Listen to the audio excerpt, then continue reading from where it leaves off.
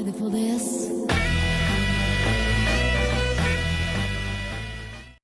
Salut les amis, je suis très heureuse de vous retrouver pour une toute nouvelle vidéo qui sera un petit peu différente des précédentes.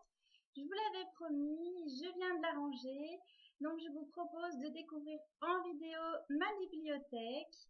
Voilà, j'espère que ça vous plaira. Alors pour ne pas que ce soit trop long pour vous, je compte vous la présenter en plusieurs parties, comme ça je vais pouvoir m'attarder un petit peu sur les livres et vous montrer ce que je possède. Donc j'espère que vous passerez un bon moment. N'hésitez pas donc à me laisser des commentaires sur les livres, sur ma bibliothèque en général. Donc voilà, j'espère que cette vidéo vous plaira et je vous souhaite une très très bonne visite de ma bibliothèque. Je vous présente ma bibliothèque préférée. Donc ici c'est ma plus petite bibliothèque, mais j'y mets donc les livres que j'affectionne particulièrement. Donc voilà, il y a 3 rangées ici. Donc je vais vous proposer donc de faire un petit tour. Alors ici nous avons donc la saga donc de Sarah J. Maas, Crown of Midnight et Throne of Glass, donc que j'ai beaucoup aimé. Alors ici on a les fameux Percy Jackson que j'ai adoré récemment. Ceux-là je vous les présente pas. Hunger Games donc en anglais, donc j'avais pris l'édition, vous voyez ici très très classe. Voilà, alors ici évidemment en spotlight qui prend quand même une belle partie, donc ma saga fétiche #1, enfin on pourrait lui attribuer plein de noms, donc les Iron Fey donc de Julie Kagawa, donc toujours en anglais avec Iron King, Iron Daughter, Iron Queen, Iron Knight, regardez ça c'est mon petit chéri. Puis donc le non c'est Iron Legends qui n'existe malheureusement pas en français, mais franchement c'est dommage parce qu'il est super top, qui regroupe donc les novellas. Ensuite on a le fameux spin-off, donc ça c'est le dernier qui va bientôt sortir en français chez Darkis. Et alors si vous vous souvenez bien, donc je vous avais montré ici le volume 1 qui regroupe les 2 premiers tomes. Alors ensuite, encore une série que j'affectionne et qui fait beaucoup parler d'elle en ce moment, c'est bien sûr Vampire Academy. Donc vous allez voir que moi je mélange assez souvent les tomes français et anglais. Donc j'ai acheté les 5 premiers en fait en français, pensant que le 6e l'était aussi. En fait non. Et bien sûr j'ai pas pu tenir le coup en lisant le 5e. Donc mon 6e tome est en anglais, avec donc la même couverture, mais donc voilà. Donc c'est une saga que j'affectionne beaucoup. Ici j'ai le guide qui raconte un peu toute l'histoire. Voilà, donc je sais pas si je vais pouvoir le remettre, les pauvres. Alors ici on a Spellcaster et Spellbound de Caroline Schulz qui est sorti chez Darkis sous le nom de Envoûtement, que moi j'ai beaucoup apprécié, donc il fait partie de mes favoris. Alors ensuite, alors ici c'est mon étagère spéciale collection R. Donc j'ai pas tous les titres, mais la plupart. Donc on va faire un petit peu le tour avec La fille de Brest de Ronce, tome 1, tome 2, que j'ai beaucoup aimé. Donc ici j'ai eu droit avec la nouvelle couverture. La 5e vague bien sûr, de Reiki Hansei qui était excellent. Les Night's Call, donc qui sont très très bien aussi. Alors version bêta, je me demande d'ailleurs quand est-ce qu'on aura la suite. Alors Glitch, moi perso j'avais pas aimé, donc j'ai pas la suite, mais il paraît qu'elle est super, donc pourquoi pas plus tard. Alors Cruel de Kat Clark, qui d'ailleurs il me manque confusion dans l'histoire. Parallon ici que j'ai moyennement aimé, donc j'ai pas lu la suite. Alors un de mes grands coups de cœur de cette collection, un de Karina Rosenfeld de Phoenix, avec des couvertures quand même sublimes.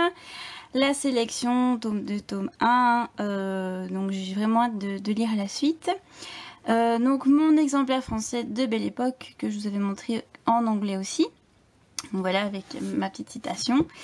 Ender, c'est donc Starter, ce n'est pas là parce que je l'ai prêté et donc forcément il n'est pas dans la collection, mais je l'ai aussi. Donc voilà, Ender, c'est une grosse déception de l'année dernière, tout comme malheureusement donc cette première sortie 2014, Les 100, auquel j'ai pas accroché, mais bon, voilà. Alors, comme il me restait un peu de place, on retrouve ici le spin-off de Percy Jackson avec The Lost Hero. Faudra que je trouve une autre place parce qu'il y en a quand même 5 de tomes, mais comme je compte les acheter, voilà. Très très joli, donc vous voyez il est très très très gros. Et alors une série que j'aime beaucoup mais qui ne compte pas sortir en français prochainement. Donc c'est Of Poseidon et Of Triton. Bon, je le prononce pas très bien. Je prononce pas trop à l'anglaise, mais faut dire que j'aime beaucoup ces couvertures et cet univers donc de sirènes. Voilà. Alors la toute dernière, attention, je fais une petite manœuvre. C'est aussi une de mes préférées. Alors, nous avons ici la saga d'Andrea Cremer, donc Nightshade, comme vous le voyez, donc c'est le tome 1, le tome 2 en français que j'avais eu de la part de Gallimard. Mais moi, entre-temps, je l'avais acheté aussi en anglais, donc j'ai deux fois le même tome. Mais ils sont tous les deux dédicacés, donc je les garde. Le troisième tome, Blood Rose, qui était fantastique. Alors ensuite, ça c'est la trilogie que j'adore beaucoup, que j'adore énormément. Donc La Cité des Ténèbres, les origines, The Infernal Devices, donc qui est vraiment juste fabuleuse. Voilà, avec mon troisième tome coup de cœur. Alors on continue avec La Cité des Ténèbres. Donc ici j'avais acheté le petit Shadowhunter Guide. Oui, avec toutes les... par rapport au film. Là, j'en suis. Le Shadowhunter Codex que je vous avais montré une fois en détail, qui est vraiment magnifique. Et puis alors donc j'avais commencé La Cité des Ténèbres en français avec les toutes premières. Donc moi c'est encore écrit comme ça. Et donc j'ai la suite ici, donc City of an Angel en anglais, hardback. Et City of Lost Souls en anglais hardback aussi, qui va sortir en mai en français. Et donc moi j'attends le 6e tome qui viendra rejoindre la collection ici. Alors ensuite, deux autres que j'aime beaucoup, c'est Stephanie Perkins et Anna and the French Kiss, qui sort d'ailleurs en février, donc que je vous conseille énormément. Donc voilà la cover en anglais, enfin la première cover parce qu'ils ont encore changé. Donc gros coup de cœur pour ce livre. Et voilà le livre compagnon, donc moi j'attends le tome 3 en mai. Alors je termine avec une saga qui j'espère sera traduite un jour en français parce qu'elle vaut sacrément le coup. C'est Angel Fire de Courtney Allison Moulton, qui est vraiment génial. Donc ça c'est le premier tome, c'est une histoire fantastique, fabuleuse, j'ai pas de mots. Donc ça c'est le deuxième tome. Et alors le troisième, Shadows in the Silence, qui a une partie de son intrigue qui se déroule en Belgique, donc j'avais beaucoup apprécié ça, de retrouver un peu les villes que je connais, c'était vraiment très sympa. Donc et puis l'histoire m'avait pris aux tripes, des larmes à la fin, enfin bref, c'est grandiose comme saga, donc j'espère que ça sera traduite un jour. Et enfin donc The Immortal Rules de Yuji Kagawa, donc Blood of Eden, que j'aime beaucoup ici. Donc j'avais acheté le premier tome en hardback avec cette couverture là. Et puis malheureusement ils ont changé chez leur cantine. Et donc je me suis rabattue sur le paperback, mais qui propose les mêmes couvertures. Donc comme ça fait un petit peu une homogénéité dans les couvertures au moins. Tant pis pour les éditions. Mais voilà, donc ça c'est ma bibliothèque préférée. Donc avec les livres que j'affectionne particulièrement. Voilà.